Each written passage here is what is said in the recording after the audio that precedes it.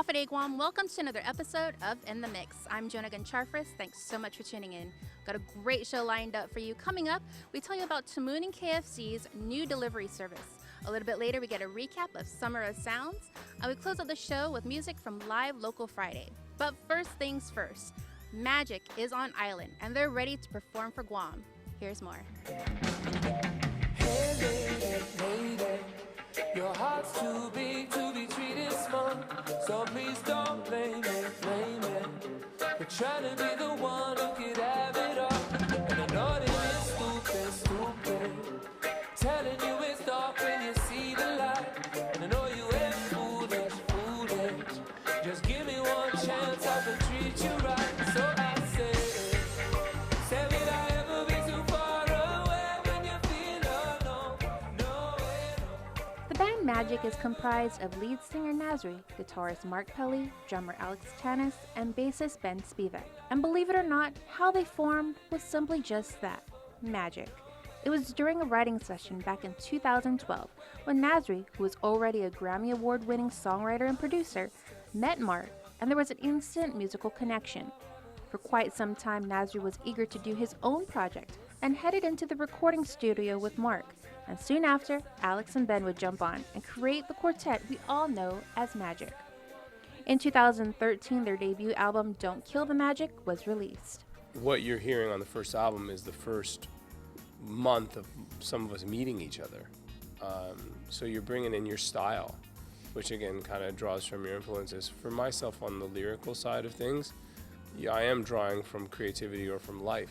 Basically, our music is a combination of pop, reggae, soul music, and a variety of other influences too. I mean, it's kind of hard to really specifically say exactly what it is, but we did take our lead from bands like The Police. Actually, when we started the group, we were referencing them and saying, wouldn't it be cool if we did something in this vein? So there's definitely that influence in our music that's very prevalent and it's easy to hear. We also like Bob Marley and the Wailers. As you mentioned, that is one of our big influences, but it's, all of us are coming from different contrasting backgrounds. We all love different styles of music. And so you'll hear soul in there, you'll hear some R&B in there, you'll hear some rock, just straight up classic rock. Why you gotta be so rude? Don't you know I'm human too? The first single off the album was The Infectious Rude, which saw worldwide success, topping the charts in countries all over. Their second single, Don't Kill the Magic, would pay homage to one of their favorite bands, The Police, and the music video for Wrapped Around Your Finger. From chart toppers to world tours to television appearances, is there any moment that stands out for the four Toronto boys? Those keep changing. The last one was we were just in Tokyo doing Summer Sonic, and then that was a big moment when you're like, that's a lot of people.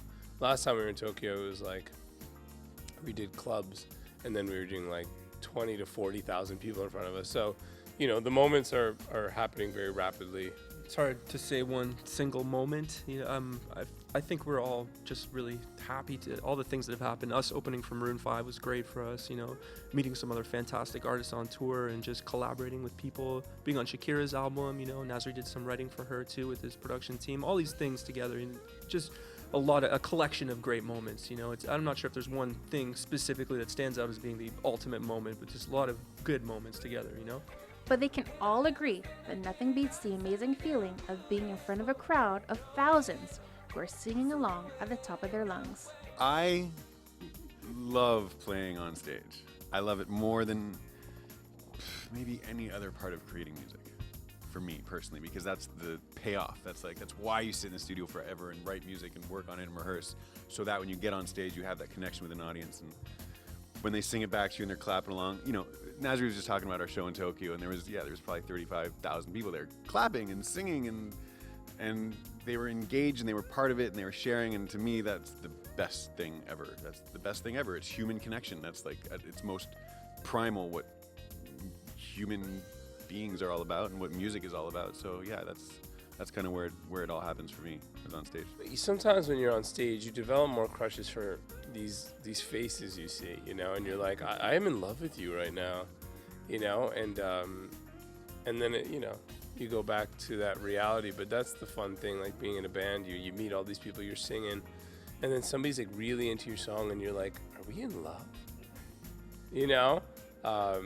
So we develop a lot of little 3-minute crushes and stuff. So prior to arriving on island, did the band know anything about Guam? Only that we loved it. I knew it was a U.S. part of the U.S.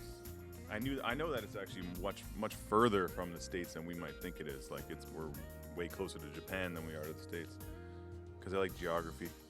But we're discovering a lot of stuff now. We went around, we got some good food, we got some amazing fish and stuff. So Guam kind of like feels like home to us, you know. It's just very chill. That's how we are. We are probably the most laid-back band in music. Look at the way we're sitting right now. Come on. Yeah, this is actually our just general demeanor. But on stage, it gets a lot more energetic. Now, for those who were able to snag a ticket for the big concert at Leo Palace, what can they expect from these four guys? I'm gonna play the drums like really hard, but that's about it. When he plays the drums really hard, I can't hear myself. But the show always turns out better. The show is a reflection of our songs. You know, we don't really have any tricks as a band. We just have fun and play our music. We're pretty traditional in that sense. Acknowledging the vast musical talent on island, Nasri offered this piece of advice for those who think they can't go beyond the scope of the 671.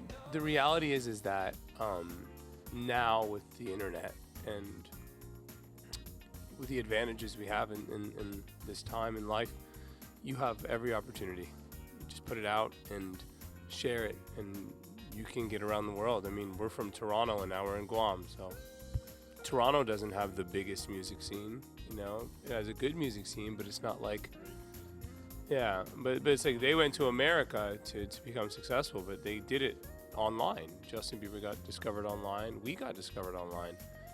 Drake got discovered online, you know. So I think the online world is very powerful. So put your music out and don't worry about it, because you could always put out another song. After the Guam concert wraps up, the band makes their way to Hawaii for a couple of shows and heads back to the mainland. Now, for more on Magic, head on over to their website, www.ournameismagic.com.